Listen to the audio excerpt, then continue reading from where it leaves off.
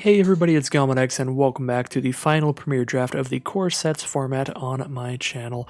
It is the format in which you have one M19 pack, one M20 pack, and one M20 pack, the three most recent core set booster packs. So here we have a pretty fun rare. It does require a little bit of work to play it. 4 mana for a 6/6 flying trample. However, you do have to sacrifice a creature as an additional cost to cast this spell.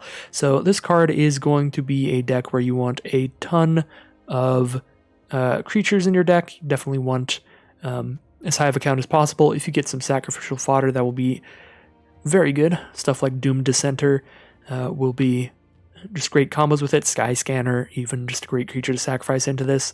Gonna work well with a pretty low curve, a lot of 2 and 3 mana creatures so that you always have a creature out by the time you're casting this. But anytime you do that, if your opponent doesn't immediately remove this thing, 6/6 Flying Trample should close out games very quickly. So we're going to take a Demon of Catastrophe.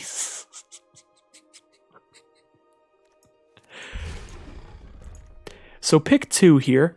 We have Volcanic Dragon in red, which is a big old game ender. It is kind of a lot of mana, but it is a 4/4 flying and haste, so if your opponent only has sorcery speed removal, it's going to hit them for 4 guaranteed, which can often end the game right there if you're in an aggressive deck and this is just your finisher.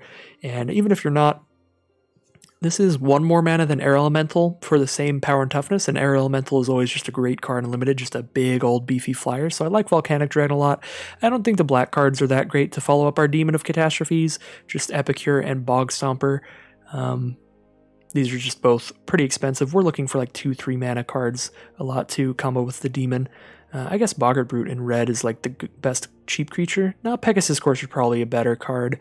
So if we just want a cheap creature here, we take Pegasus Courser or Omen Speaker if we're going blue or white. I think Volcanic Dragon is just a really fun, powerful, game-ending card, so I'm going to scoop that dragon up. See what we get out of this pack. Well, Reassembling Skeleton is going to combo well with our Demon of Catastrophes as a great card to sacrifice. Obviously, we get to sacrifice this to any effects that care about sacrificing things and just keep bringing it back and sacrificing it over and over again to other stuff. Guess not the craziest combo with the Demon because you only have to sacrifice something once, so that's not anything crazy, but I guess there's also Strangling Spores, and Reassembling Skeleton might be more likely to wield than the Strangling Spores, but I don't know if I can really pass up on just such a great card for a sacrifice deck. It's debatable here. It's one of these two for sure, one of the black cards. And Sovereign's Bite's pretty unplayable. It just affects life totals, so it doesn't do anything to change the board state in any way. One of these two. I'd love to coin flip it, but I'm just going to go with Reassembling Skeleton here. I'm hoping we can just get better removal in black, because usually there's a decent amount. In core sets, you could get like Murder, Lich's Caress, stuff like that I think is a bit better than the Strangle. And as I said before, Skeleton's a little less replaceable, I think. Now we have a Child of Night, just a good aggressive card. In black and red, we're likely to try to be pretty aggressive, and with the Demon of Catastrophes, that card does lend itself well to an aggressive strategy. You want a deck with a lot of cheap creatures for that, so I think Child of Night seems solid here. We're going to take the black card over the red card, although the Hostile Minotaur is pretty alright as well. We are looking for cheaper creatures to combo with the Demon. And we're definitely more committed to black than red. So here we could take green and maybe move into a green-black deck here, because Colossal Dreadmaw is a decently high pick for a green deck, although Colossal Dreadmaw does work better in a slower, more rampy kind of deck, so not really a great combo with the Demon. Maybe just take a Skeleton Archer here, stick to our black, leave our second color open. Yeah, Dreadmaw maybe a little bit of a nombo with the Demon, so I'll go with Skeleton Archer, which I think is also a solid card. Just a 3/3 when it enters the battlefield, deal 1 damage to any target that can often finish off a creature that's been dealt some damage during combat, or sometimes even kill a 3/1 like an Oresco's Swiftclaw. So what do we have here? Act of Treason to go with the Demon. It doesn't work well with the Demon, but we already have Reassembling Skeleton for a sacrifice theme, so we're looking for other sacrifice outlets already, and Act of Treason's a pretty great card in a sacrifice deck because you can sacrifice your opponent's creatures and start using this as both like a burn spell and a removal spell. So I think I'll take an Act of Treason here over Macabre Waltz, but the Macabre Waltz definitely the next best card. Just a good Good recursion spell there. And now we are going to take the Ravenous Harpy over the Hostile Minotaur. While Hostile Minotaur is good in aggressive decks, Ravenous Harpy is a great sacrifice outlet, and we're definitely looking for those with Reassembling Skeleton and Active Treason now. So we're going to scoop up that Ravenous Harpy and be pretty happy about it. Now we have Goblin Instigator, another great card for a sacrifice deck. This gives us great fodder for those... for that one Demon of Catastrophes, and it combos really well with like Ravenous Harpy as well. And now we just have a solid aggressive creature here. Havoc Devils, 4 mana for a 4/3 trample. Just a good stat line for the cost. Definitely much better than the Infectious Horror. Just a 2/2. Well, it has a fine ability being able to get damage in even if it's not blocked. A 2/2 is just such a small body that almost always trades with something your opponent played for only 2 mana, so Havoc Devil's certainly better here. Could take that red-green dual speculate on maybe Gruul or Jund. 2 mana, 2/1. We do want a lot of cheap creatures, but preferably not just 2/1s that don't do anything, so I don't think I'll be taking that, although I'm almost at a 0% chance to play just one 6 mana 6/5 in here. We already have a Volcanic Dragon at 6, and I want to keep the curve low. I think I'm actually going to take a Field Creeper over that here, but now it's awkward because I'm going to take a Field Creeper again. I'm not a big fan of Catalyst Elemental, but I guess there are some times where this can be cute. If you play this turn 3 and you play your 4th land turn 4, you could sacrifice it to drop out a Volcanic Dragon, but you're putting yourself down a card to do that early. It could be cute though. I feel like either Field Creeper or Catalyst Elemental is very likely to get cut from this deck eventually, so I don't think it matters too much which we pick over the other ones, so I might as well, just in case, maybe we get to do something cute with Catalyst Elemental. Pretty unlikely, though. Let's see what we get out of pack 2 here. Scampering Scorcher seems like a great card for the sacrifice deck, although so does Sanitarium Skeleton, as well as Bone Splinters. Some great cards here. We definitely want to wheel the Skeleton or the Bone Splinters, but I think I'm on Scorcher here. I guess it doesn't work super well with Demon, because Demon's at its best at 4 mana, so, taking up another 4 mana slot doesn't really help cast Demon. We want things out turn 3 and less. Maybe we're supposed to take just Bone Splinters then because of that. Just a great removal spell for this deck. Obviously fantastic with Active Treason, and pretty good with the Sacrifice Fodder, the Skeletons, the Instigator. 3 creatures for 4 is pretty good. If we get any like Trumpet Blast kind of go white effects, it'll be great. I guess I will go with Bone Splinters. We're kind of more just sacrificing stuff, and if all you're doing with the tokens is sacrificing them, it's not phenomenal. And we don't have really any removal yet. We just have Active Treason to remove things. So I'll get a Bone Splinters in here. It is very likely to be good in this deck. We have a black-red duel, Bloodfell Caves, which will help a lot. We have a card that requires 2 red on turn 4 and a card that requires 2 black on turn 4. So we are going to have some difficult mana costs, so that does seem pretty important. Flame Sweep can be pretty good, although I think it's going to be a nombo in our deck. This is better in a slower, more controlling deck or a deck with a ton of flyers. And in our deck, I'm planning on playing as many 2-3 mana creatures as I can, so we'll be blowing up a lot of our own stuff with this, like Child of Nights, blowing up our goblins. Don't think Flame Sweep will be great here, but it can be really good in the right deck. Boneclad Necromancer would be a good 5-drop here. I honestly think I'm just going to take Bloodfell Caves. That might be super early to do that, but I think I'm doing it. Lavakin Brawler would have been a good thing to pick up after the Scampering Scorcher. Chandra Spitfire can combo with some stuff, but not a lot, so I think it's just a 1/3 flyer, really. I don't think we have anything that combos with it yet, and we're not super likely to get any. Well, I'm a little bummed about taking that last Bloodfell Caves, because there's not much that we're taking here. Like, we're much happier to take a Bloodfell Caves out of this pack, because now we're only missing out on really like a Keldon Raider, I suppose, or if we really do need more 2-3 mana creatures, just a Barony Vampire, definitely a very low impact pack, and we'd be happy to take Bloodfell Caves here. Yeah, it would have been nicer to just have one of those random red creatures than the first Bloodfell Caves, since we did immediately get another one. Well, here we have Shock, Reduce to Ashes, and Murder, all pretty good removal spells, but I think Murder is the best. Being able to destroy anything for only 3 mana is just fantastic, and I'm going to scoop up this Murder. So we do have a Reassembling Skeleton, and we're looking towards wheeling Sanitarium Skeleton And that is important for two of these cards, Blood-Soaked Altar and Gorging Vulture. With Blood-Soaked Altar, if you have something that's really easy to sacrifice multiple cards, like Reassembling Skeleton or Sanitarium Skeleton, this just gives you a 5/5 demon every single turn. Kind of a slow card, but if you're getting a demon every turn out of this, that is incredible. So this could be a really good game ender in a sacrifice deck. And then also Gorging Vulture combos with both of the skeletons. If we send them in our grave, then obviously we can get them back. I think I'm going to take Blood-Soaked Altar here. The upside on this, if it does pan out, is pretty incredible.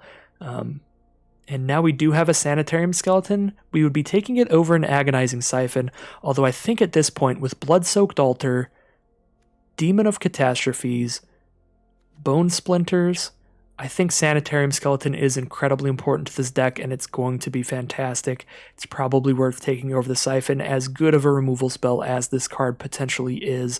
There's also a Scampering Scorcher, so if the other one wheels, we could have lived the dream here, have 2 Scampering Scorcher and maybe even 2 Lavakin Brawler, try to go for that elemental sub-theme, but now we're really going for the sacrifice theme with this Blood-Soaked Altar, try to make that insane, or as good as we can. Another skeleton here, I like it. There's another Flame Sweep in here. Lots of great stuff in red-black that's quite open. Might want to take Blood Burglar over the skeleton, though, because Blood Burglar 2 mana for a 2/2 lifelinker is so good. Although we can make it so the Altar Skeleton combo is incredibly consistent in this deck if we end up with like 3 of these skeletons. I feel like the other one will hopefully wheel, so we can get at least 2. I'm going to take the skeleton over the burglar, but that one hurts a little bit because I do like the 2/2 lifelinker. Skeleton or active treason's pretty difficult. We are really getting anything we want here. What do we have for sacrifice outlets? We have Ravenous Harpy, Bone Splinters, Blood-Soaked Altar, and Demon of Catastrophes, but that requires 7 mana, 3 to act and 4 to demon. That's less likely. So Harpy, Blood-Soaked Altar, Bone Splinters, those are the easy ways to do it. I think I will take another act here. We have Scorcher or the skeleton. We're going to take that 3rd skeleton, I think. Maybe first Scorcher's better. Trying to sort my stuff around a little bit, and I'm just completely unsorting everything.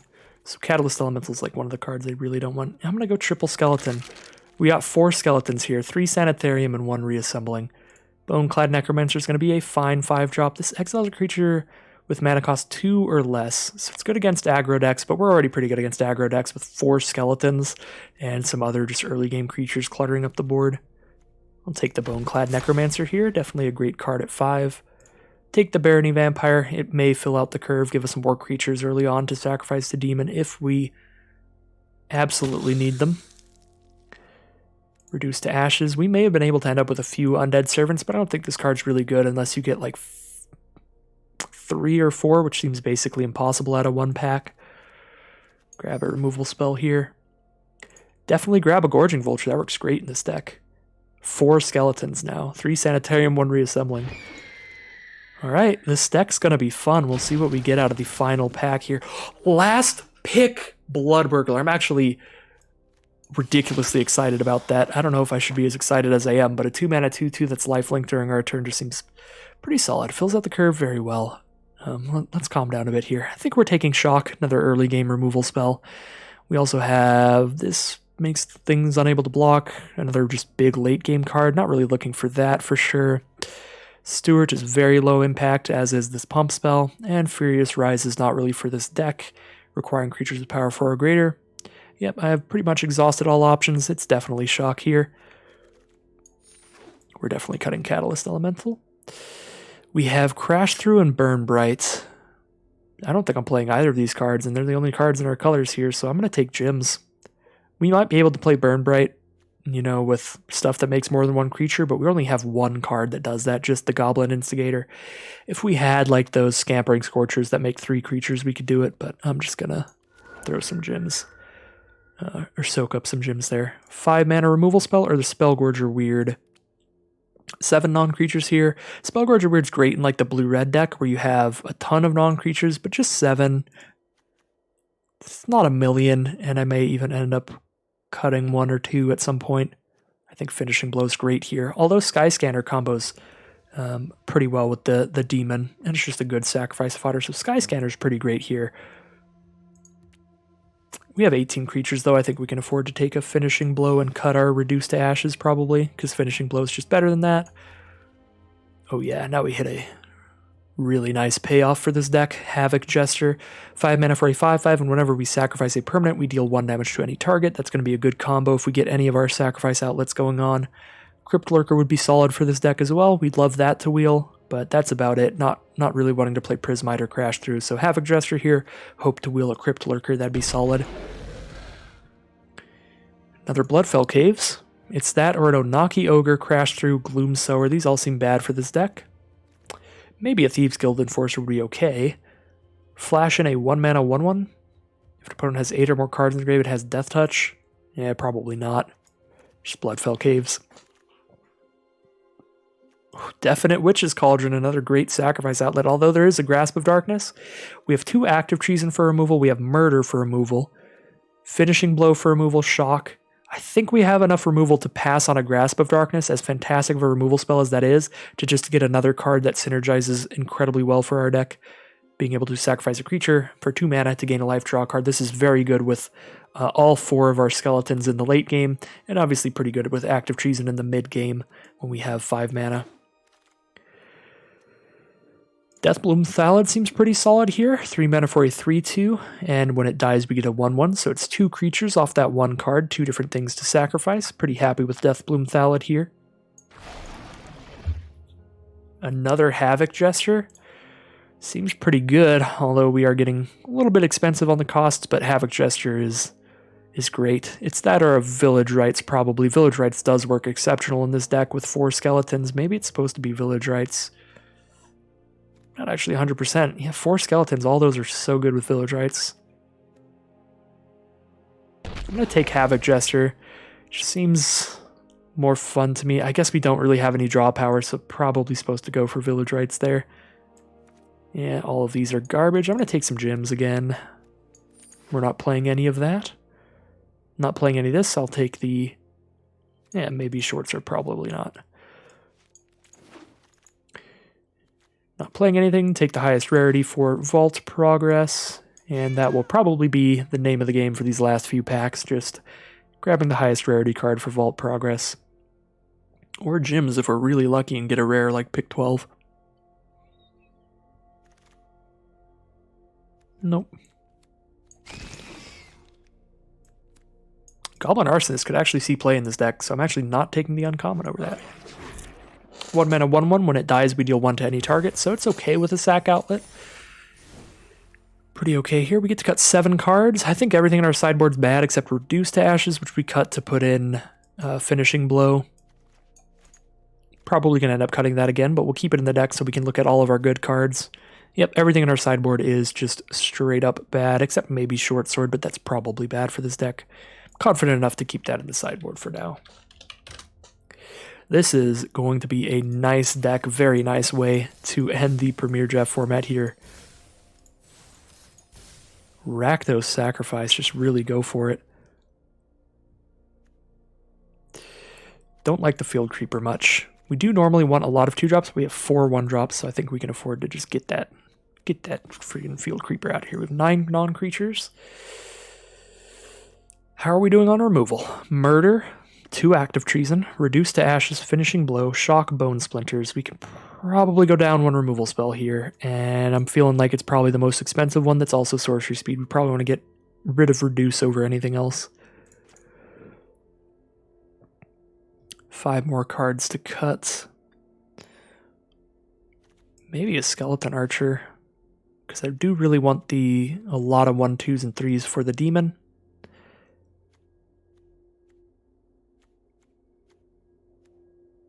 Everything in our deck is great. I don't really know what to cut here. What do we have for sacrifice outlets? We have 1, the Witch's Cauldron. Bone Splinter, sacrifice 1 thing once, but for things that we can sacrifice over and over, we have Witch's Cauldron, Blood-Soaked Altar, and Ravenous Harpy. That's it, those 3.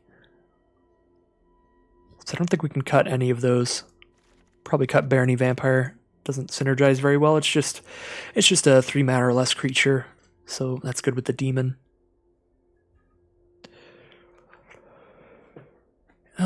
Just because we have 3 Sanitarium Skeleton and they are better than the Arsonist in this deck, I think I will cut an Arsonist, although it would be okay in here. I am going to cut that.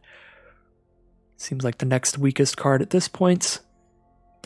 And Boneclad Necromancer, when we have 2 Havoc Gesture, like Havoc Gestures are just better for this deck, but Boneclad Necromancer is still pretty good because it does split up the power and toughness into 2 creatures, but it's still, 5 mana 5/5. This is like 5 mana 5/5 with a more relevant ability for us. I'm going to get rid of the Boneclad Necromancer. And we are cutting one more card here. I do not think we're cutting a land. I think we definitely need to keep 17 lands here, at least because we have a lot going on in terms of mana sinks and things that cost more mana than they look like. Like, none of these active treasons actually cost 3. We're never casting them until we can sacrifice what we steal. So active treason costs a minimum of 4 mana. That's when we can active treason and then sacrifice to Harpy or Bone Splinters. And often they'll cost 6 mana because we'll be active treason into sacrificing to Witch's Cauldron.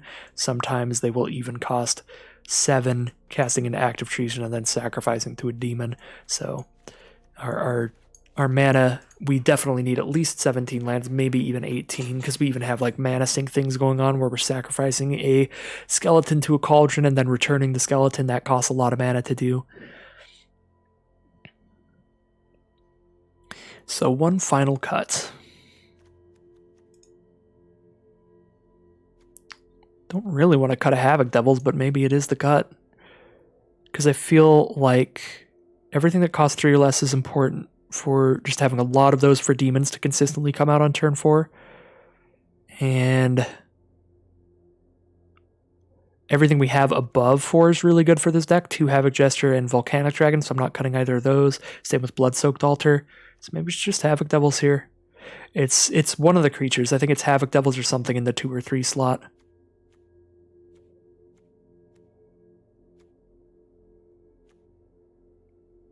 Get rid of the Havoc Devils. And here we have a very synergistic Rakdos sacrifice deck. We went all in on the theme. No one else was drafting it, so we ended up with 4 skeletons, multiple sacrifice outlets like the Ravenous Harpy, Blood-Soaked Altar, and Witch's Cauldron, a card where we can sacrifice, a few cards we can sacrifice once to, the Bone Splinters and Demon of Catastrophes, and multiple cards that make multiple creatures out of one, Instigator and Deathbloom Thallid. This deck looks very fun, and I'm super excited to play it here. We have 16 black cards and 7 red cards.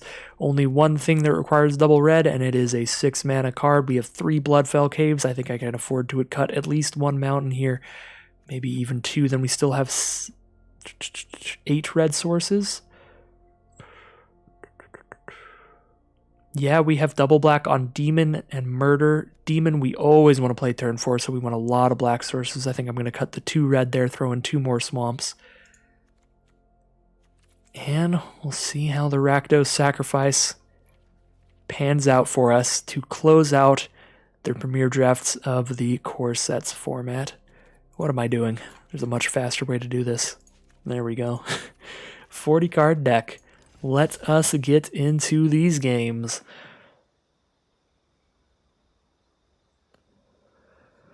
I'm so pumped for this. We have 4 skeletons. I honestly think I did probably overdraft the skeletons a bit. We could have ended up with like 3 skeletons and one like better removal spell in this deck, and that would probably be better. But I think we're fine. I'm going to keep this hand. It is risky in that we need to draw 1 more mana, at least preferably 2 more. Because if we draw 2 more mana, we have active treason and then sacrifice their creature to our Ravenous Harpy. But it has very, very powerful synergistic plays if we do hit a mana. If we do hit 2 more mana, I should say. Now we even have double active treason to go with the Harpy. That's pretty insane.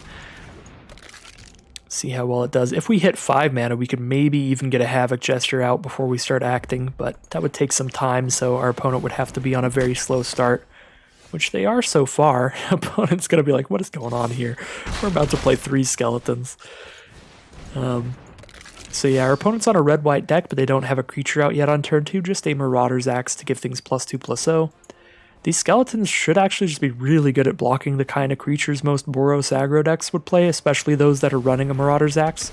Yeah, there's a 1 toughness creature there. We will happily block with any of these 3 skeletons. And now we have hit our 3rd mana for the Ravenous Harpy. We'd actually even just happily attack in, I think. I think I'd rather send in these first and leave the reassembler back, because it's cheaper to bring back. It only costs 2 mana, and then it comes back to the field. It does come to play tapped, but the Sanitariums cost 3 to bring back to hand, and then 1 more to play.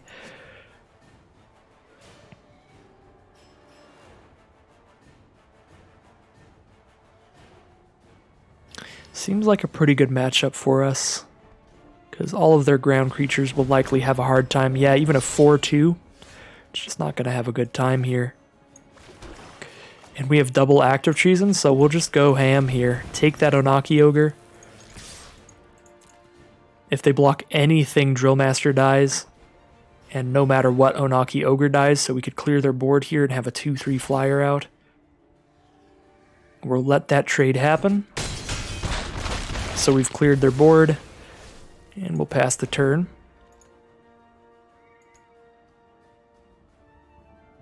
They're down to 11. We have another active treason. We can act their Pegasus Courser, but it's just a 1-3. I suppose it does block things. Blood-Soaked Altar's coming out later this game. Because of that, I think I will just active treason Pegasus Courser. Because now, even if our opponent starts like stabilizing with a bigger creature that we can't act, if we ever hit 6 mana, we just win this game no matter what. Because we hit 6 mana, we just start sacrificing our legion of skeletons over and over again. We can even keep returning the skeleton from graveyard and discarding and sacrificing skeleton, so we don't even have to discard a card to do it, which would be absolutely nuts. Double Striker doesn't do much here, does not work well at all. The 1/2s attack into that and can kill it. I think we attack everything but Reassembler here. I mean, maybe we even attack with everything, but if we attack with Skeleton, they just easily block there and still take all that. But yeah, Skeleton I can like block and put a counter on Harpy here. And even if I don't block, I just put a counter on Harpy. So there's the concession from our opponent. Just 3 skeleton hand there with a sacrifice outlet. Really, really good start. We even drew double active treason. That was kind of absurd, to be fair. So 1 win and no losses for this Rakdos sacrifice deck.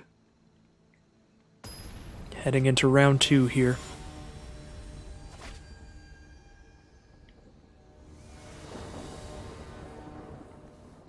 Round 2, what have we got? We've got multiple sack outlets and just 1 Goblin Instigator, so I'm mildly worried about the creature situation, but that's probably just because I drew 3 skeletons last game, so I'm used to having a million.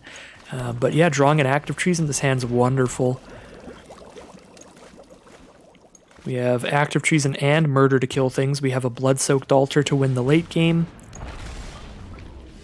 We've even drawn a Deathbloom Thallid, which will trade into their Tyrannodon and leave behind a 1/1. So that seems great too. Opponent starts with triple green and an Oaken Form on the Tyrannodon, so that can attack in. Well, that's going to get murdered, because it is going to take 5 mana. Well, it's going to take 5 mana to active treason and sack to Witch's Cauldron. We get a 2-for-1 off this murder. We'll just be safe here and murder now while they're tapped out. We could potentially like really blow them out with a lot of value later, but I think this hand is like powerful enough that we're likely to win a long game anyway.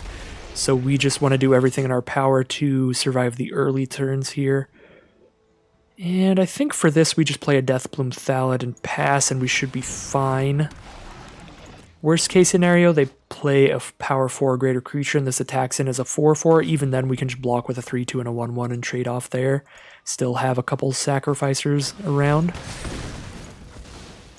Hunter's Edge to kill the Thallid, sure. We could triple block to kill Dilophosaur. That does not seem worth it. Just take 3. Have a Sanitarium skeleton now. Kind of like Blood Burglar, drop down a skeleton, or just drop skeleton, kill Dilophosaur. be safe, but that's just a 3/3. Not super worried about that. I think I could play Burglar, drop Skeleton, just block that with a Skeleton. We even get a life linker out here.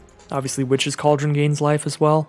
Now we have Cauldron plus Skeleton potentially just gaining us life over and over in the late game, and drawing us cards probably more importantly. So they did get the creature out to pump that up, but we will chump block pretty easily. We have hit the mana to return Skeleton and Bone Splinters here, but we can also Active Trees and Bone Splinters and probably win on the spot. Because that is a mega 2-for-1 here, just kill both their creatures. And they're down to 6.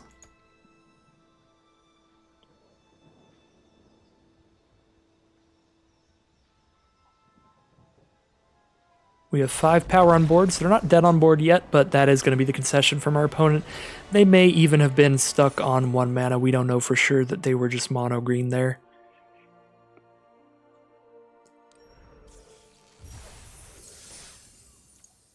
But that was just another game of classic Rakdos Sacrifice stuff. I think this deck just really has it going for it. It's got a lot of synergy because it's got everything you need. It has multiple Active Treasons, multiple Sacrifice outlets, and multiple pieces of sacrificial fodder. So it has redundancy on all 3 of the core elements of a Rakdos Sacrifice deck. Like, in none of those areas are we lacking. I guess Active Treasons we only have 2, not 3, but we have been drawing them a ton. So it's just been panning out there.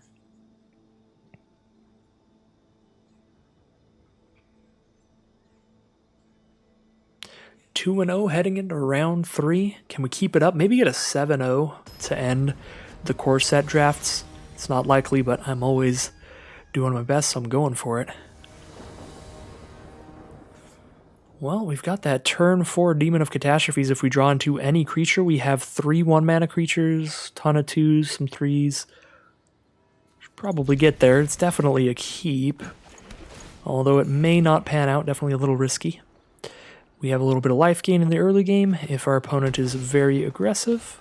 Ravenous Harpy turn 3. I'd rather not sacrifice a Ravenous Harpy to Demon of Catastrophes, but I suppose worst case scenario we have another sacrifice outlet on turn 6 for later. There we go, reassembling Skeleton.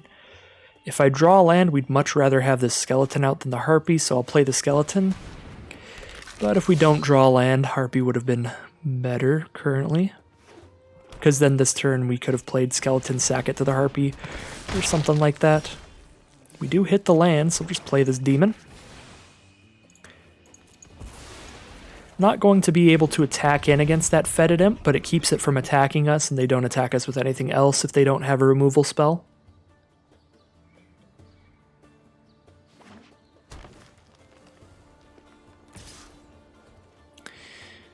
They do attack us. Maybe they have another Imp or something here? Saber-Tooth Mauler? I guess they're trying to outrace the Demon. Alright, they're really going for it. We're going to play a Havoc Gesture here, I think. But we're just going to race them. Play a big old 5/5 here. And it also combos well with the Active Treason. Well, not the Active Treason, just any of our sacrifice effects. Thicket Crasher. Just a 4/3. We have the 6 mana to drop down a Blood-Soaked Altar, but we're not getting anything out of it immediately. If we attack with the Demon, the Imp does block and give Death Touch. We don't have enough mana to steal something and sacrifice something here. I think we play Ravenous Harpy. So we have a sacrifice outlet at the ready. Blood-Soaked Altar would give us a sacrifice outlet at the ready as well, but this gives us also another flying attacker, like immediately. Yeah, no, maybe Blood-Soaked Altar would be better, because then we act their Fetid Imp and turn it into a 5/5 Demon on our side.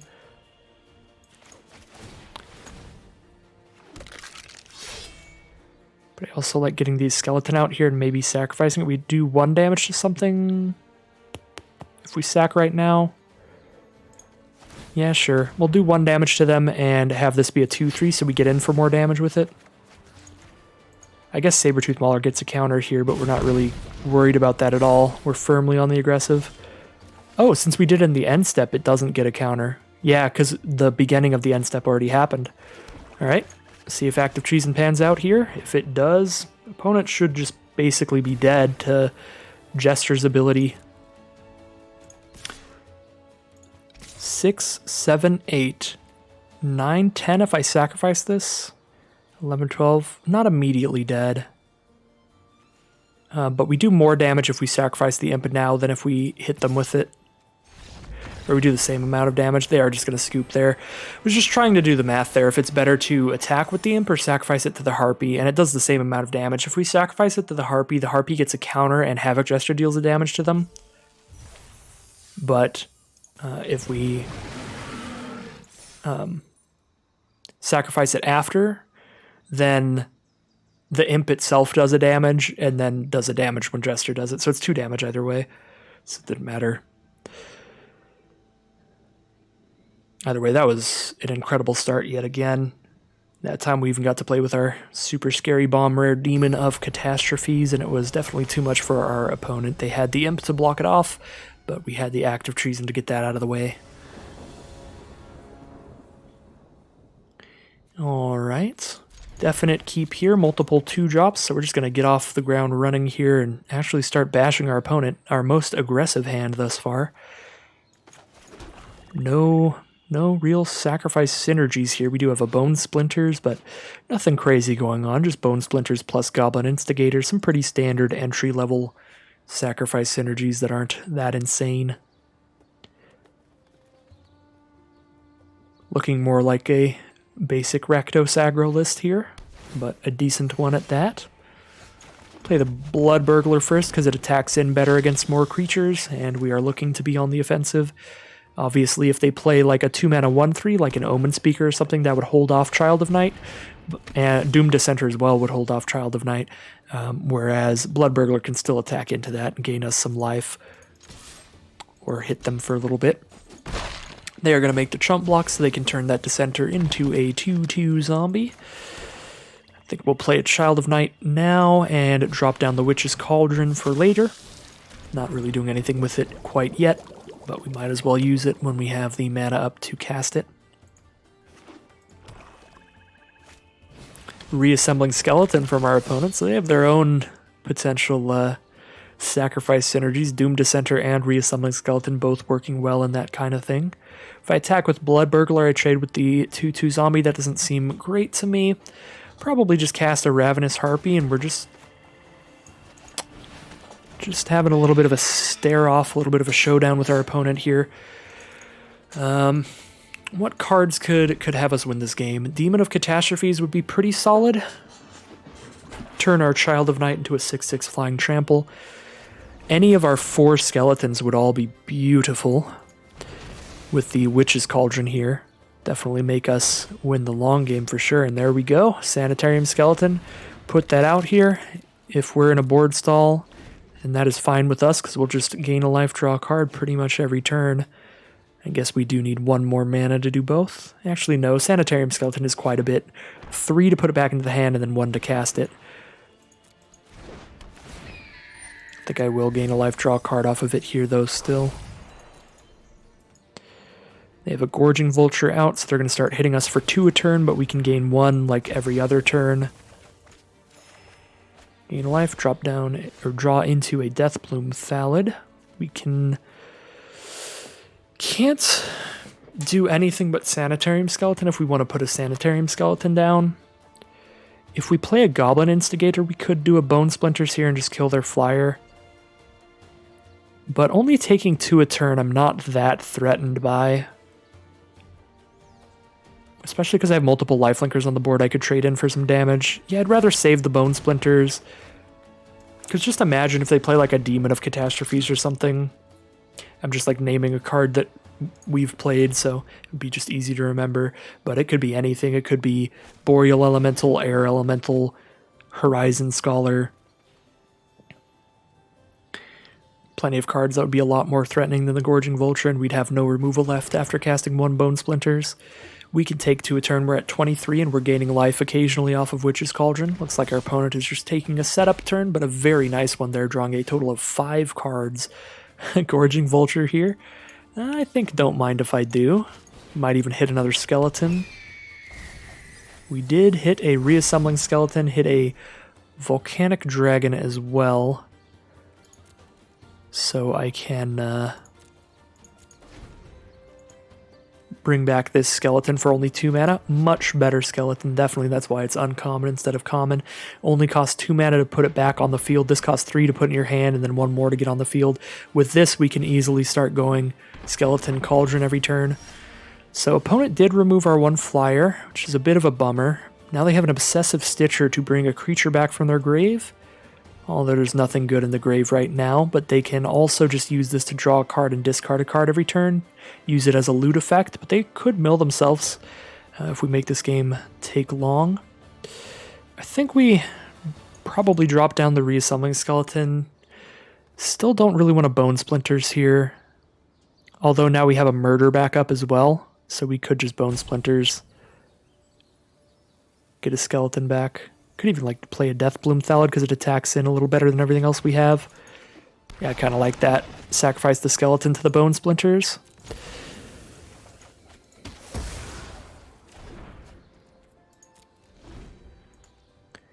And we still have a murder backup. Roaming Ghostlight, alright, well.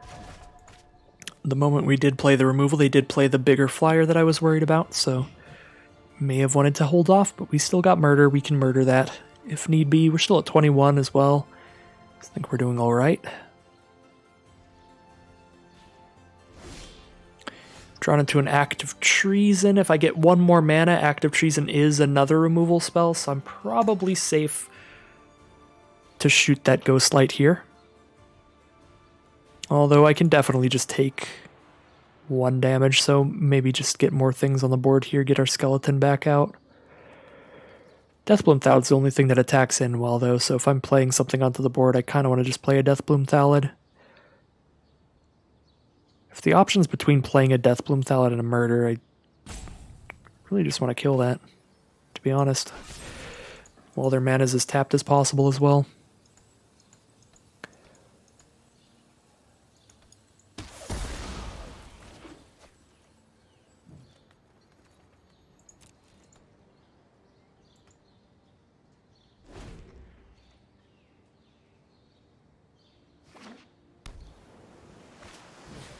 Air Elemental. That is one of the cards that I listed. They have the literal Air Elemental. Well, we're 1 land away from killing that, so I think we need to draw cards, make sure that we hit the land for the Act of Treason. So the best way to draw cards here is probably reassembling skeleton, sacrifice it to Witch's Cauldron.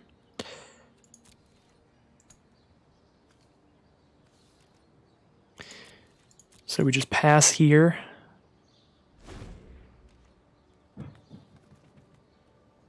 If we ever hit 6 mana, we've got a big game ender, Blood-Soaked Altar with these 2 skeletons. It's just we spend 5 mana, 2 life, and get a 5/5 every turn. Because 3, this goes into our hand, we discard that. 2, this goes to the field, we sacrifice that. Really sick combo. Take the 4 there. Arena's not doing the damage sounds. Wants to be a little fancy, a little weird today. Sacrifices to draw a card, so we're drawing 2 cards this turn, looking for the 5th land. There's the 5th land right there. They have 2 cards in hand, so they could have a counterspell. We are hoping not. We'll find out. Even if they have a counterspell, it still takes quite a while to kill us here. We do have the 6th land towards Blood-Soaked Altar, so if Blood-Soaked Altar resolves, we just make a 5/5 flyer to block that thing and close out the game with that. So if they do have a counterspell, we're actually happy if Act of Treason goes here. Ooh, they can respond with the Roaming Ghostlight to throw the Air Elemental back in their hand. Seems good. Still did slow them down a bit, at least here. Well, get our Goblin Instigator out, I suppose. We're definitely planning to make some 5/5s. The one thing I don't like about this is this doesn't necessarily mean that they don't have a counterspell, because even if they had a counterspell, that would be a better play. Okay, well now they have 2 mana up. They have 2 mana up, so they don't have a counterspell, so now we just alter and go ham. Alright. I was kind of scared there that they could still be holding up a counterspell after that.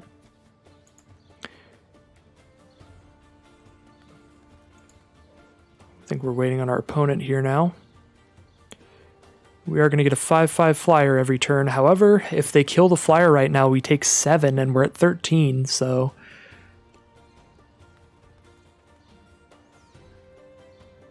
we do need to watch our life total here, and we could still get beaten up aggressively by our opponent.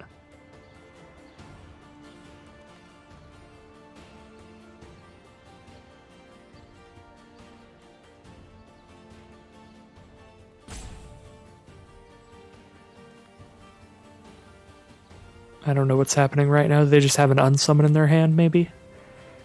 I don't know why it's taking so long. There are a lot of cards they could have, though, with 2 mana instant speed. So I feel like it's not unsummon. If it was unsummon, that would just like, alright, resolves and then slam unsummon our token. Because that would just permanently kill the token, and then we take 7 in this guy. I don't know what this is here. It's just a sacrifice. Is it just not letting me sacrifice a creature? But it's my turn here? I clicked on the creature to sacrifice. This is my timer. Oh my god. Arena. I'm rebooting Arena.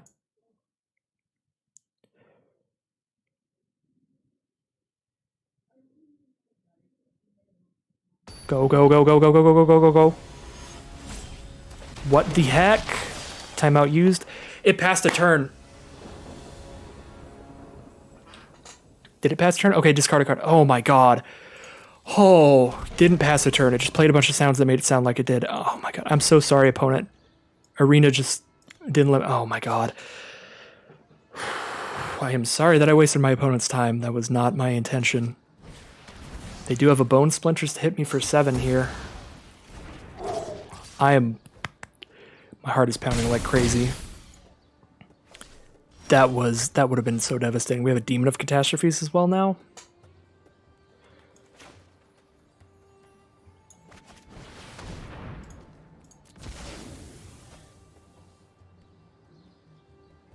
They have 1 card in hand and a Reassembling Skeleton. Engrave. We turn this Reassembling Skeleton into a 5/5. Go to 4. It's a risky life total, but it's better to have 2 flying blockers here. And we definitely just discard the Deathbloom Thallid. We don't have the mana to play around with the skeletons here to throw them in our hand and discard those instead. Demon of Catastrophes was a pretty great draw. Masked Blackguard from our opponent, so they go wide. Is that lethal? No, because Child of Night's lifelink. Block, block, gain 2, take 1, 2, 3, 4, 5. Oh, we block there for sure. Block there and there. It's not quite lethal thanks to lifelink. Now we need to start just reassembling Skeleton Witch's Cauldroning aggressively. We need to worry about milling out, but not that much, because eventually we'll just have enough 5/5s to kill them, and that'll happen before we mill out. Especially if we play Havoc Gesture out at some point. They send in the Blackguard. Gets +1/+1 until end of turn. They have 4, 5, 10 mana, 11 mana. 11 mana divided by 3. They have 9 available. That's 3 times. They can make that a 5/4. Wait, they can just make that a 5/4, right? 1, 2, 3, 4, 5. I think they can only make that a 5/4.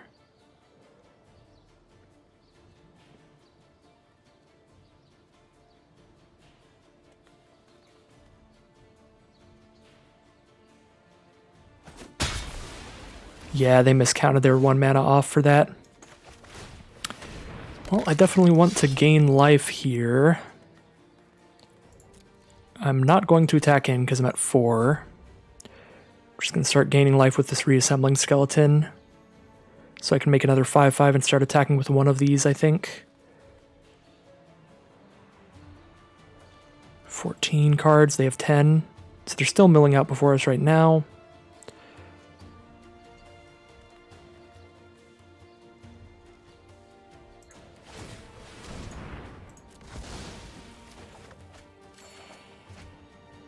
Another Havoc Gesture is pretty good. 7 mana, so we can Havoc Gesture and start doing a damage to something as well. Maybe start attacking with that. They're going to scoop him up because we have the inevitability here. We've got enough mana to start doing the Blood-Soaked Altar thing every turn. We just need to get a little bit more breathing room. I don't even know what tier we leveled up to there because Arena bugged on that too. I don't know what that was. We just have Diamond tier 1 with a single bar. A little weird. Okay, so we're 4-0. I'm obviously still pretty nervous and sketched out about that arena thing there. We almost lost that game. That was a really exciting game because it could have gone either way at that point.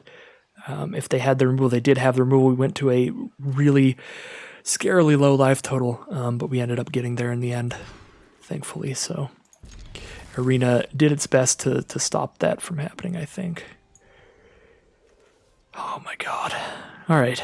So here we are in round 5. We're 4-0 with this deck. It's been great. Kind of want to get rid of Finishing Blow, but I could also just get rid of a land here, probably. Depends what we hit. Gorging Vulture can maybe get us a skeleton. That'll be a lot of fun. We did draw land immediately, so it makes me feel better about the land on bottom we tossed away. Playing against a blue-black deck thus far. Dismal Backwater and an Island, giving them blue and black. Don't have any plays till turn 3 here, but our opponent has an opt to scry 1 and draw a card. Scrying to the bottom. Not finding what they're looking for yet. At 3 mana, we see a Cloudkin Seer, 2/1 flyer. When it enters the battlefield, it draws a card. Very solid flyer there. Gorging Vulture's not going to block that super well, so I'm going to play Deathbloom Thallid and maybe try just hitting our opponent on the ground. Because a trade between Gorging Vulture and Cloudkin Seer isn't great for us. Although I suppose if Gorging Vulture hits a skeleton, then it's also drawn us a card, just like their Cloudkin Seer did for them. So now they have a Library Larcenist. They can't attack into a Deathbloom Thallid with that, but they could attack into a Sanitarium Skeleton. I think if I go Gorging Vulture, Sanitarium Skeleton, if they have removal for Vulture, that'll be bad for us, because then they attack in with Larcenist, draw a card. Kind of do want to get aggressive, though. I'm still going to attack in with the Thallid. Maybe it's a bit risky, but let's drop our Vulture and our Skeleton here.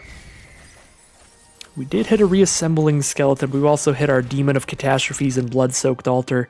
2 cards that would be big game enders.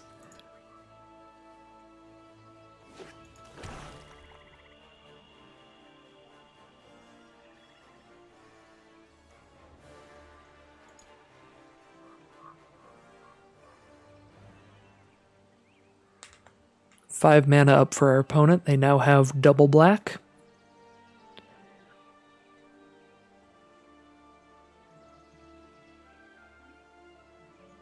Five cards in hand as well.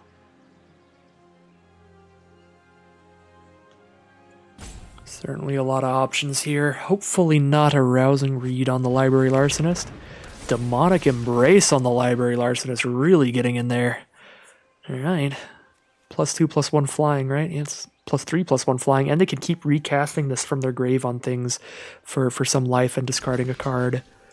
We take 6 here, we crack back for 3, 4, 5, 6. They go to 12. We go to more than that. Did we just try to race this? We might try to race this, I think.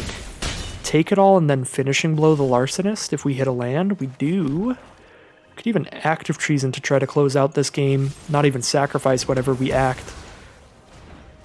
So now they can recast Demonic Embrace, but of course it does cost them some life to do so, and we're racing, so that actually matters now.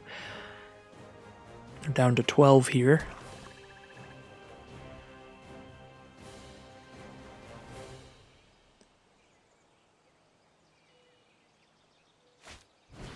A Mirror Image for another Cloudkin Seer seems pretty solid. Another 2/1 flyer and draw a card when they play it. They're probably not racing anymore unless they recast Embrace.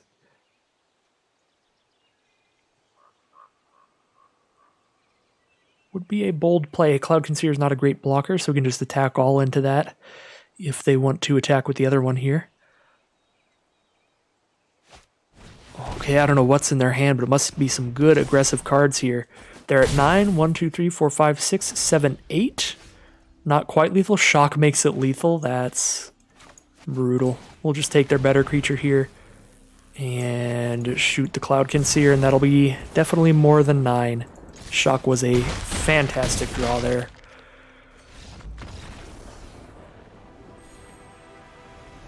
Luckily for us, our opponent was tapped out, so we didn't even have to think of what they could have had in hand, like a counterspell or something. And at the actual last second, I do hit Mythic for the month, keeping my Mythic streak up. I'd like to say that I don't really care, but it feels really good. I'm not gonna lie. Hitting Mythic is really cool. And when you have a streak going, keeping that streak up, it feels good. Like I don't know, like when you're dieting well or something, which I'm not currently, but I did for a little while, and it felt good during that. So yeah, this Rakdos Sacrifice deck has pulled us into Mythic at the last second of the season. It is the last day of the season.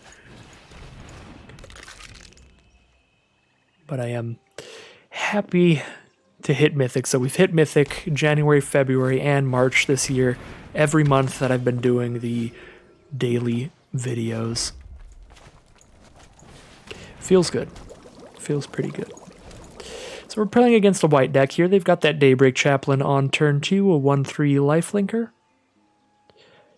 Doesn't really attack in well or anything, and they're unlikely to use any removal on Sanitarium Skeleton, especially because it could be like a Pacifism or Luminous Bonds. And if it is, we could just sacrifice it for value anyway, so any of that kind of removal is bad against us. So we like seeing that our opponent's playing white for that reason, because their aura-based removal is bad against our deck. But don't know what other color they're playing. Well, so far just white. We're definitely dropping a Demon of Catastrophes here and trying to go ham off of that. See if they have the removal for the Demon. A Luminous Bonds or a Pacifism is still good against a 6/6 Flying Trampler, even though we could sacrifice it for value later. They will need a Pacifism or Luminous Bonds pretty much immediately, or the Demon can close out this game by itself. So far, so good for the Demon. Opponent goes down to 8 here. We'll just keep up that 5 for Finishing Blow, I think. Maybe we play Reassembling Skeleton and get back Sanitarium, but I think we hold up 5 for Finishing Blow, and if we don't need to use it, then we could just return Skeleton at least. Alright, we'll sacrifice the Demon to the Cauldron if it's just going to get exiled here. And I can bring back Skeleton as well. So we can still make use of all 5 of our mana since they did end up using a removal spell there. They do gain 1 life there. We'll drop our Bloodfell Caves, hit them for 3. Down to 6. We have a decent amount of mana up. I think we drop Sanitarium Skeleton and Reassembling Skeleton. Could hold up Finishing Blow here, but now I just want to get more creatures out. More potential lethal. More potential towards lethal, and the Skeletons are great with the Blood-Soaked Altar coming up. Sacrifice the Skeleton here to draw a card, though. Just make the most use of our mana. And could Bone Splinters here. Doesn't seem necessary to me. Just attack with the Thallid. They are going to do the chump block at this point, and we'll see if Blood-Soaked Altar resolves. If it does, that should pretty much close out the game. Now just discarding a land to that. Keep this land in hand to do that again. Yeah, so it does look like our opponent was probably mana screwed onto just mono white there. Or they were mono white, we'll never know. Either way, they were stuck off of casting most of their hand. And that will head us into a 6-0 run with the Rakdos Sacrifice deck. Only 1 win away from wrapping this draft up with a 7-win run. That would feel pretty great to cap off the format with a really fun deck that I did mention almost every draft was a definite possibility. I feel like I mention often that Rakdos Sacrifice, that's a strategy that's represented in every core set. So if you get some cards that synergize with it, you can go for it. You're going to get cards that synergize in every pack. And sure enough, at least one time we do get to show off that deck in great fashion here at the end. No matter what happens, we're at least 6 wins in. Pretty solid stuff here. We'll see how the final game goes here. The final boss, if we win, this will end it. If we lose, we've got some more games to play. A little bit of a risky keep here, but I like 1-drop into 2-drop, and as soon as we hit a mountain, this hand's pretty solid, but we do need to draw late game plays. We are on the play, so mulliganing on the play hurts a little bit more than mulliganing on the draw. We'll see how things pan out here. Our opponent starts off with a suspicious bookcase. Could kill it with a Bone Splinters, but I'd rather save that to survive against a big green creature if they drop any of that. The opponent is on mono green so far, as we are on mono black, so it looks like both of us kept a one-colored hand here. I might Bone Splinters the Llanowar Visionary to keep them off of casting a big scary spell here. And also keep our Child of Night attacking to gain us some life. So yeah, we'll keep them off the mana ramp here, just attack with Child of Night, bring back Sanitarium Skeleton during their end step. So we go up to 24 now.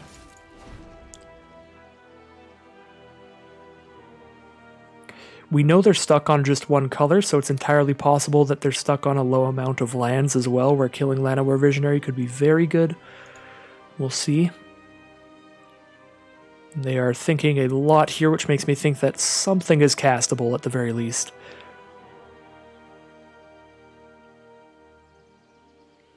So they may have another land here, and they're just waiting to see what they want to follow up with. Gear per Guide is the play. Okay, so they do just have a 3-mana playable card. For 3 mana, they can make it so one of their creatures can't be blocked by small creatures, creatures with power 2 or less. Pretty good against our deck, because it lets their things get past all of our skeletons. Another skeleton is the draw. They do have to spend the 3 mana to give that unblockable to get it past our Child of Night, but they also have to spend that to get it past double skeleton, so we will attack with Child of Night and offer the trade with the guide. They probably don't take it because the bookcase can just block it forever, but if we play 2 Sanitarium Skeletons here, we can also just double block Gear per Guide if they don't spend the mana on it. So they still can't attack in. Another Llanowar Visionary from our opponent will draw them a card, get them closer to their second color, and obviously give them 1 more mana. There's our Bloodfell Caves, so now we have our second color, and I think at this point, no, I'll still attack with Child of Night. I'm okay with trading it for a Llanowar Visionary. And again, I don't think it's really going to be blocking anything. The only thing they could potentially attack with is Gear per Guide here. They're likely using the Visionary for mana. We have the 5 mana for a finishing blow now. We also have Active Treason, but nothing to sacrifice with. Voracious Hydra for our opponent. Play that as a 2/3 to fight off our 2/1 lifelinker. We're only 1 mana away from a Blood-Soaked Altar with 2 Sanitarium Skeletons. That card should definitely win us the game. So let's just play defensively here. Get a good amount of blockers, although they can use the 3 mana ability on Gear per Guide. We're at 31, so we can wait a while before we finishing blow a 2/3. Probably keep that for something better.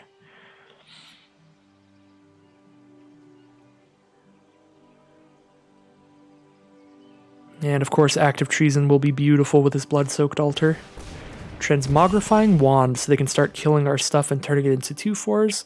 There's another card that's not great against the Sanitarium Skeleton deck. I actually think I want to keep this Sanitarium Skeleton in my hand, so I can hold up Finishing Blow here, and also when I hit the 6 mana for Blood-Soaked Altar, I can just immediately discard a Sanitarium Skeleton rather than having to discard Finishing Blow or Active Treason, because obviously my draw for the turn would be the 6th mana that I'm playing onto the field for the altar. So we're just going to pass here. Transmogrifying Wand, not that great against our deck. I guess they get to turn our 5/5 flyers into 2/4s, but we can still keep making them with these skeletons and the large amount of life that we have here. A 4/2 Rocks Oracle, not great against the massive amount of creatures we have on field, so I think I'm still holding on to Finishing Blow here, or perhaps using it on Gear per Guide. I don't think so. They're still pretty low on mana. Still doesn't seem that threatening to me. And bam, there we go. We are just going to start soaking in blood. That's a good thing, I swear, I promise. So here's our 5/5 demon, probably going to turn into a 2/4, but even a 2/4 is pretty great for us on this board because it can block their 4/2 or their 2/3 well. And obviously if we have plenty life to pay to the altar, and we have multiple skeletons to just keep looping to the altar. We can even active treason their best creature and sacrifice it to the altar. Doing a lot of stuff here. We have enough mana to spend 3 to pick up a skeleton and then 3 to active treason one of their creatures. That way we're just discarding a skeleton and we're killing one of their creatures.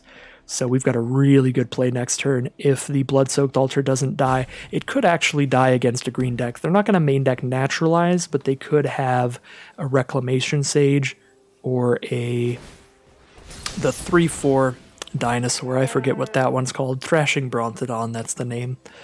Those are just like okay creatures at their cost, and obviously get a lot better with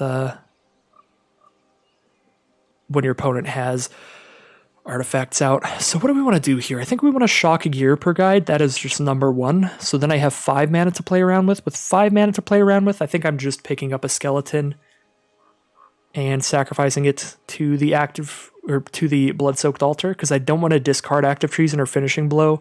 So yeah, we have to pick up a skeleton if we don't want to discard either of those.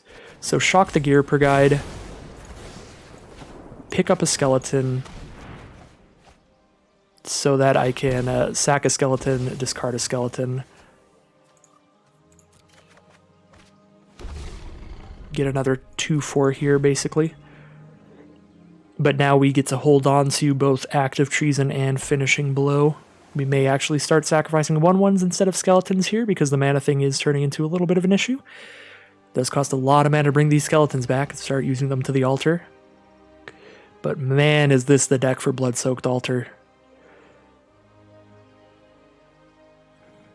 They do have Suspicious Bookcase that can give things unblockable as well. It does require 3 mana and tapping the bookcase to do that. So maybe we're active treasoning a Suspicious Bookcase at the end of things here. We do have active treason and finishing blow, so we'll still have a backup removal spell even after killing a bookcase, of all things.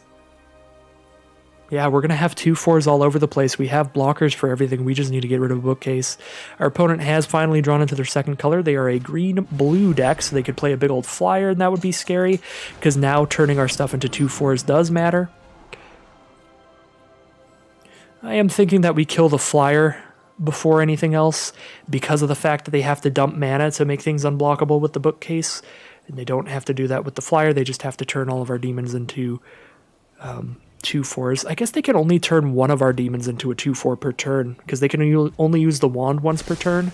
So because they can only use the wand once per turn... oh no, they get to use it this turn because they have 1 mana left. Never mind. I was going to say, since they can only use that once per turn, if I have a demon now and make another demon next turn, I'll still have a 5/5 demon when they attack with the Scholar. But yeah, now I won't, so I think I will take the Scholar here.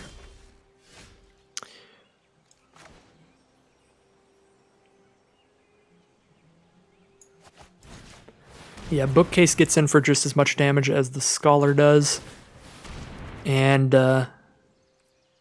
requires them to tap mana to do so, so we can kill Bookcase next. And this way, we're actually getting some damage out here as well.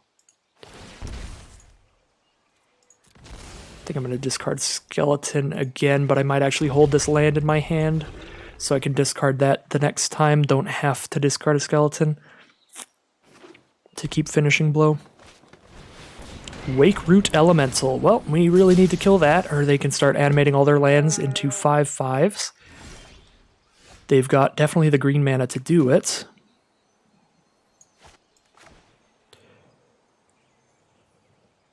Kill that, use altar, discard skeleton. Yeah, that seems like a thing.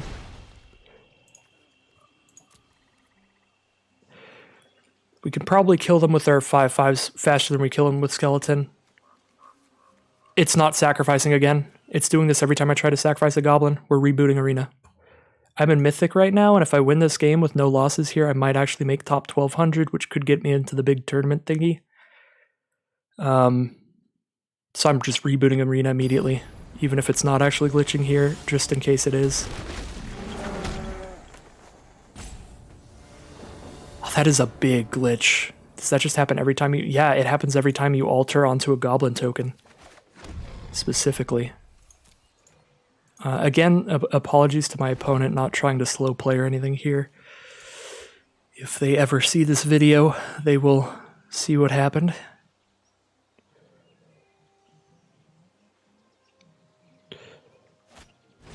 Octo Profit, sure. Luckily we got in there without having to use a single one of our timers. That's pretty good. So they're going to die in 2 turns to the flyers. So I'm pretty sure I'm outracing the bookcase, so that's good. I don't have any way to kill it anymore anyway, since we did end up killing a Wake Root Elemental. But yeah, they only do 4 damage every time they bookcase. We're going to do 5 damage on our first swing and then 10 on our next one if they don't have the removal for the flyers. Alright, yeah, hit us for 4 here. Let's get our skeleton back. We've got nothing else to do.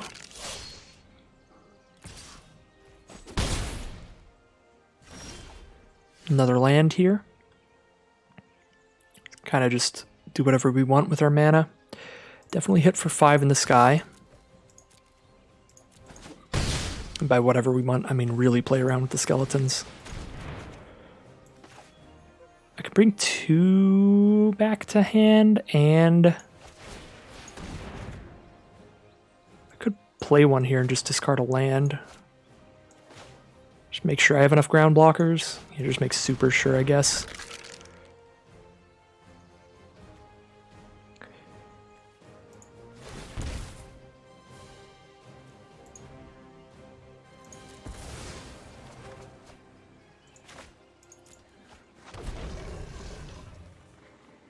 So now I have an untapped 1/2 instead of a tapped 1/1.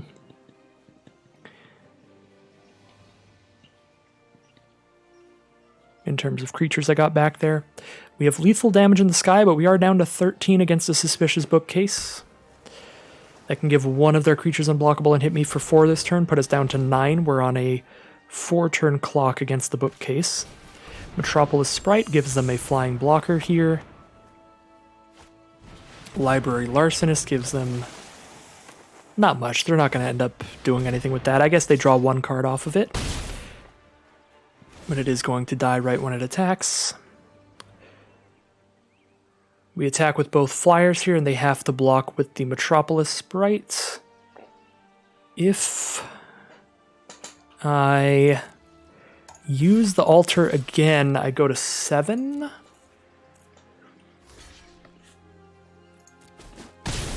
But then I can win past 2 removal spells, or a removal spell and a flyer. Is it worth it to take the damage?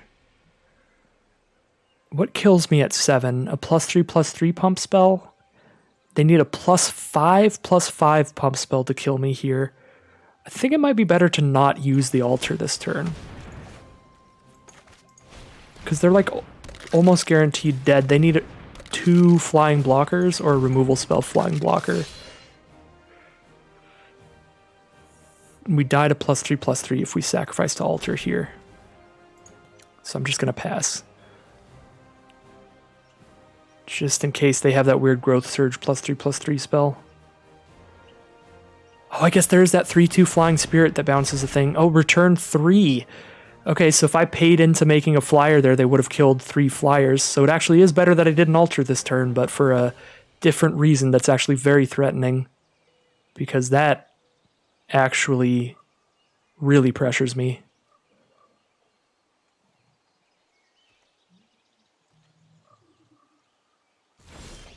They don't attack at all. Oh my god, thank goodness we draw Active Treason here. Doesn't give us immediate lethal, but it lets us take the bookcase, which is huge.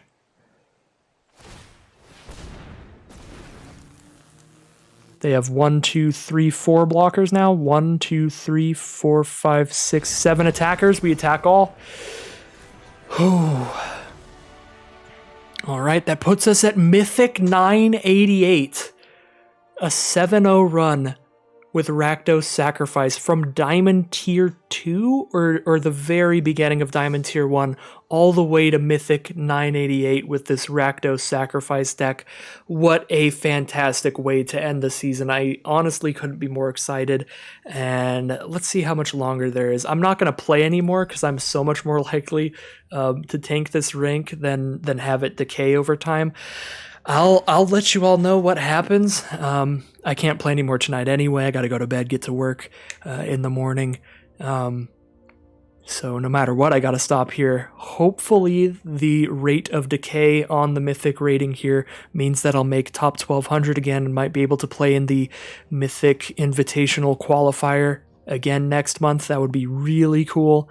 We'll see. I'll let you know. Either way, a wonderful way to end the Premier Draft of the core sets format. My first 7-0 run, and a beautiful run altogether. Really fun, really solid deck. Obviously, the joke at the start was that I had one Demon of Catastrophes because I took one and then I just silently took the second one that got passed to me, but double Demon was absolutely massive, but plenty of those games were also won by just insane combos with that Blood-Soaked Altar and just a relatively aggressive curve with the ability to active treason and sacrifice something constantly. That was a lot of fun, and so many skeletons to combo with the sack outlets. Really cool deck there. If I went back to the drawing board, I think actually the Havoc Gestures ended up just being a ton of mana, really, so the only thing I might change about this is maybe we just like cut a Havoc Gesture and throw in a Goblin Arsonist or something random. I don't even know, because the Havoc Gestures didn't end up doing as much cool stuff as I thought they would, but they were still solid. Overall, really good deck, great run, and an awesome way to end the Core Sets Premier Draft format. So that will end today's video. Thank you all very much for watching, as always, but especially everybody for all the support on the Core Sets format as a whole. It's been absolutely fantastic. At the time of recording, the first Core Set draft is at almost like 2,000 views. That's honestly more views than I think I've ever had on a draft video in that short of amount of time. So that's really cool. Been getting lots of subscribers, comments, likes, all of the cool stuff, and it's been a great time. So anybody who's been watching these videos, who's been enjoying them, whether you've been commenting or not, whether you've been subscribing for what or not, if you've just been watching them, I do really appreciate it. I have had a really swell time, and I hope you have as well. But that will end the Premier Draft core sets, as tomorrow the Arena Cube will be replacing them as the special draft format of the time. But I will be sure to get you plenty of those Arena Cube draft videos, and of course, once Strixhaven launches in the middle of April, like April 16th-ish, I don't remember the exact day, I will be moving on to that set, so it's going to be a great time, plenty of great limited content coming, and plenty of great limited sets coming to Arena if you're just a player. So as always, thank you all so much for watching and for all of the support lately, and I'll see you again very soon for some more Magic Arena content.